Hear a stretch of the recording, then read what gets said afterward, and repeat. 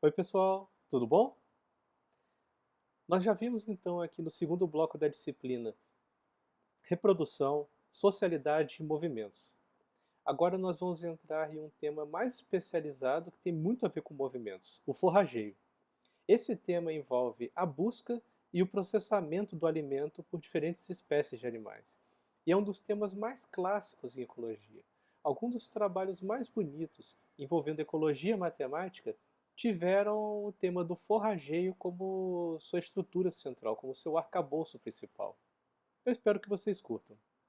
Chegamos então à última aula de conteúdo da disciplina. E o tema de hoje é forrageio. Encontrar e selecionar comida é um dos principais problemas enfrentados pelos animais. E é fácil a gente entender esse dilema, porque é um problema que a gente tem que resolver no nosso dia a dia também, mais de uma vez por dia. Mas como será então que os animais escolhem o que eles vão comer e onde eles vão comer? Nessa aula eu quero discutir com vocês então como é que animais resolvem problemas relacionados à obtenção de alimento. E o forrageio tem uma relação direta com os movimentos, que era o tema da aula anterior. Forrageio, então, envolve movimentos numa escala curta ou média de espaço e são ocasionais no tempo. Só que antes de você ter que pensar em movimento, a gente pensa em escolhas simples, né? Comer o item A ou comer o item B. Por exemplo, alguns caranguejos gostam de comer mexilhões. Como é que eles escolhem o mexilhão que eles comem a cada vez? Nesse exemplo aqui do livro do Davis, a gente nota que alguns tamanhos de mexilhão são mais rentáveis do que outros. No eixo X tem o tamanho do mexilhão e no Y tem a rentabilidade em joules por segundo. Olha só, a rentabilidade não cresce indefinidamente. Ela atinge um pico e depois cai. Ou seja, os mexilhões maiores de todos são menos rentáveis do que os de tamanho médio. Como é que será que fica a escolha real desses caranguejos, então, dada essa rentabilidade? Olha que legal, quando a gente considera, então, a frequência de presença na dieta em relação ao tamanho do mexilhão, a curva segue mais ou menos o padrão da rentabilidade. Essa é uma evidência indireta de que caranguejos otimizam o forrageio deles. A gente pode pensar em outro modelo de estudo, como lobos, por exemplo, também. Lobos são capazes de comer presas pequenas e também presas grandes. Qual tamanho de presa então o lobo vai escolher em uma dada ocasião? Será que é melhor pegar uma presa pequena ou uma presa grande? Se o lobo pode comer uma coisa tão grande quanto o alce ou um veado, e pode comer também pequenos roedores, a gente tem que levar em conta o valor energético de cada presa e o tempo de manuseio dela. É para poder ter uma relação de custo e benefício. Você mede essas coisas para a presa maior e também para a presa menor. Ok, voltamos para a pergunta então. Será que em algumas situações pode ser mais vantajoso comer a presa pequena? Em geral, comer a presa maior é mais vantajoso, porque a relação entre a energia obtida com ela e o tempo de manuseio é maior em um do que em dois, é maior na presa grande do que na presa pequena. Só que se você levar em conta também o tempo de busca, e não só o tempo de manuseio, em algumas situações talvez seja mais vantajoso comer a presa menor, se o tempo de busca dela for menor, se for mais fácil encontrar essa presa. Invertendo aqui os elementos dessa inequação, a gente chega a esse resultado. Dadas essas condições, e pensando principalmente no tempo de busca, em algumas condições pode ser mais vantajoso comer um animal menor. Ok, mas como é que a gente pode prever então qual deve ser o tamanho ótimo de uma presa? A gente faz isso usando a teoria do forrageio ótima, proposta por MacArthur e Pianka no artigo clássico de 66 na American Naturalist. Pensemos aqui no eixo X no tamanho da presa, variando de pequena até grande. Pequena na esquerda, grande na direita. Existe uma curva de benefício, ou seja, comer presas maiores em geral gera um benefício maior do que comer presas menores, mas é uma relação não linear. Ou seja, essa curva chega num platô, numa assíntota. Só que a escolha da presa envolve também custos. E o custo cresce com o tamanho da presa. Cresce rapidamente com o tamanho da presa. Afinal de contas, o tempo de manuseio, por exemplo, cresce muito para presas maiores. Qual deve ser o tamanho de presa ótimo, então, que tem a melhor relação custo-benefício para esse predador? É aquele tamanho onde você observar a maior diferença entre custo e benefício. Projetando essa diferença no eixo X, nós descobrimos o tamanho ótimo da presa para aquela dada espécie de predador, considerando então a relação entre custo e benefício. Além de escolher a presa em si, você tem que saber onde achar esse alimento. Por exemplo, vamos pensar em onças agora como exemplo.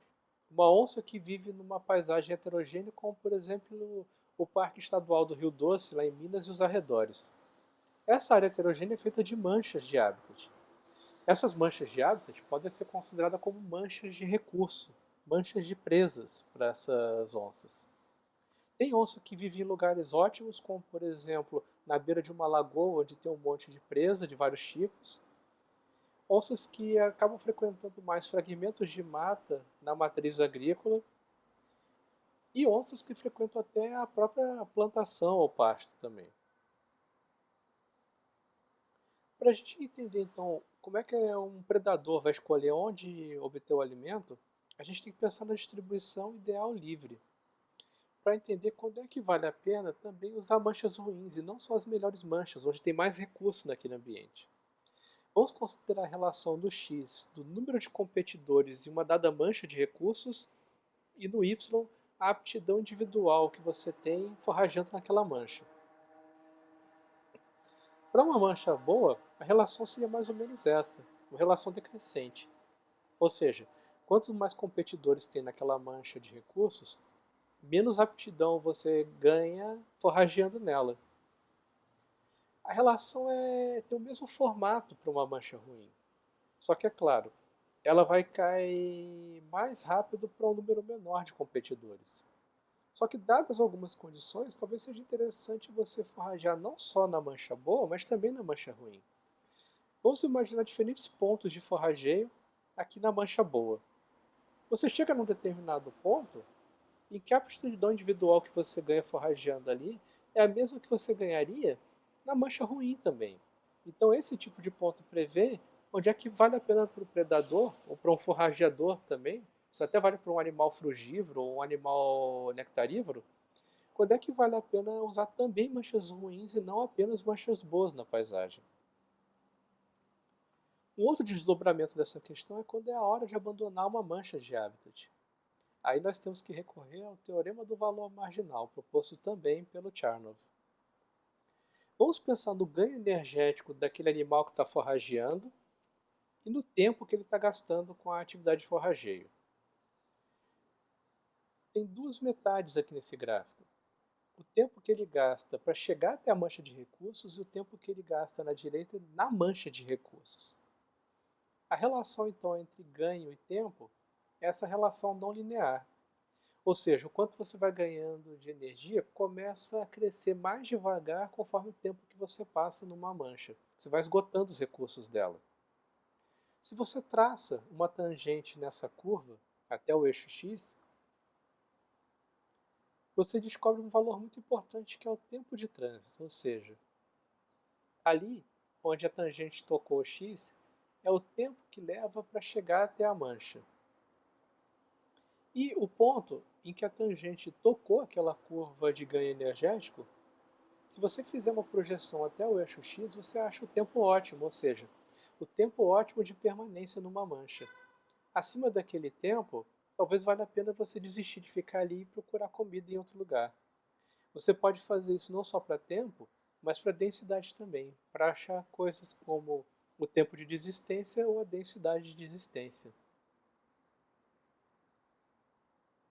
Você pode fazer isso então para qualquer animal que forrageia, buscando frutos, buscando outros animais, buscando néctar, buscando folhas, grãos, o que for, qual o alimento que aquele animal precisa.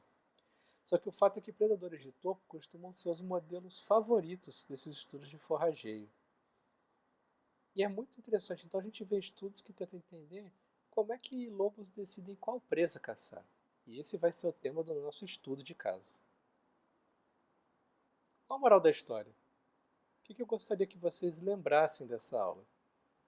Primeiro que forrageio é um movimento em busca de alimento.